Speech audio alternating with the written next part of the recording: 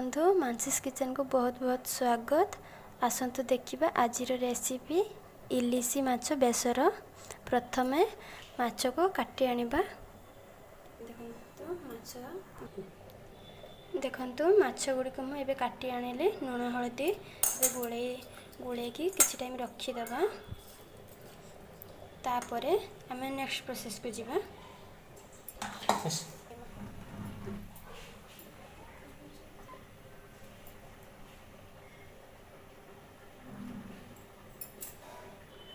देखंतु प्रथमे आमे बेसर पई सरिष गोटे चामच आ मगज गोटे चामच एबे प्रथमे याको ब्लेंड करी आनिबा।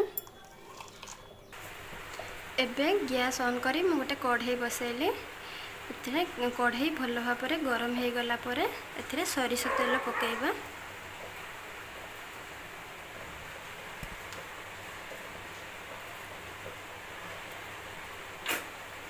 देखो बड़ 2 स्पून सरिष तेल पकेली। एबे एथिरे माछ फ्राई करिबा। तेल भल भाबरे गरम हे साला परे एबे माछ फ्राई करिबा।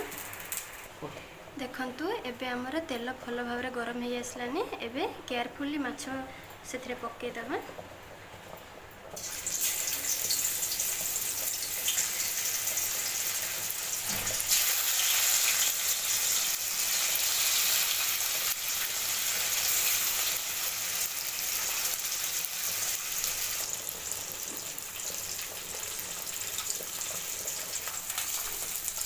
देखो ये गोटे पट साइड मछ भल भाव हो आसलानी।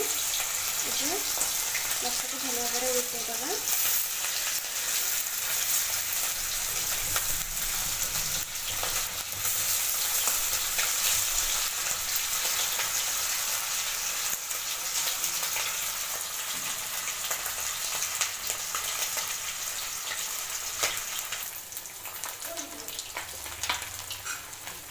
एबे हमर माछ हे आसलानी।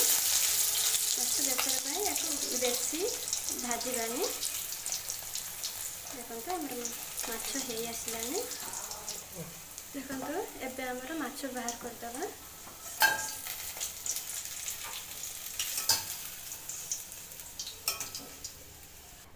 देखंतु माछ फ्राई परे हमर केते तेल बाहरी छि माछरो। तो मु सेम कढ़ाई रे तरकारी रांधिबी।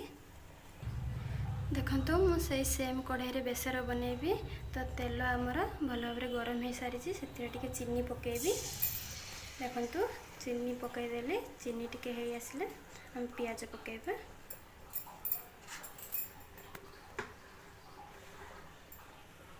देखंतु एबे हमर चीनी हे आसला। एबे मु गोटे मीडियम साइज रो प्याज काटी के रखिथिली।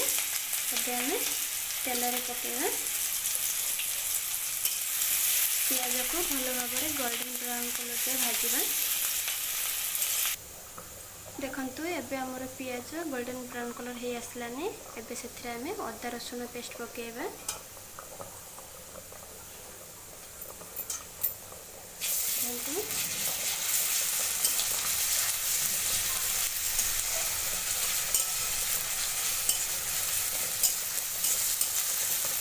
देखंतु एबे हमर अदा रसुन भी हे आसलानी। तो सेथिरे हमें लंका गुंड पकेबा। तो मु छोटा 2 चामच लंका गुंड पकेइली। गोटे चामच हळदी गुंड पकेइली। एबे सेथिरे मु छोटा साइज गोटे टमाटो काटी के रखिथिली। एबे सेथिरे पकेबा। आ टिके मसला जळी न जिया पई टिके पानी पकेबा।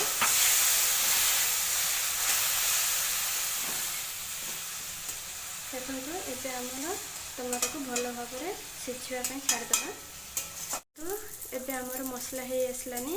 एबे बाटी के रखिथिबा बेसर सरिष आ मगज एथे पकेबा।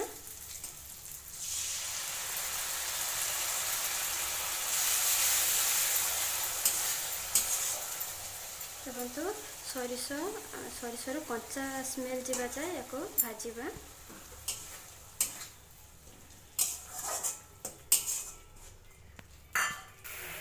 देखंतु एबे मसला रो हमर तेल छाड़ी आसलानी।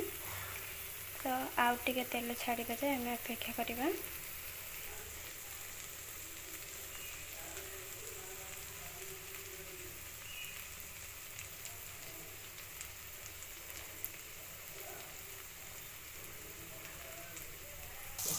देखंतु एबे हमर मसलार भल भाव तेल छाड़ी आसलानी।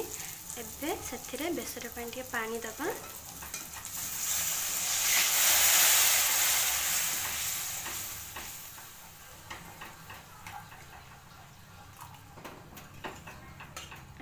आपण अनुसार पानी देवे। बेसर जतिक ग्रेवी रखिए से अनुसार पानी देवे। मुझे गोटे ग्लास पानी देइछि। आपण अनुसार पानी देवे।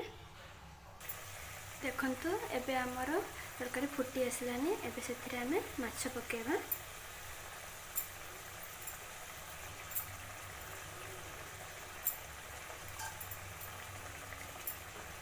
देखंतु एबे से माछ पकेदेली। एबे स्वाद अनुसार लुण देदबा।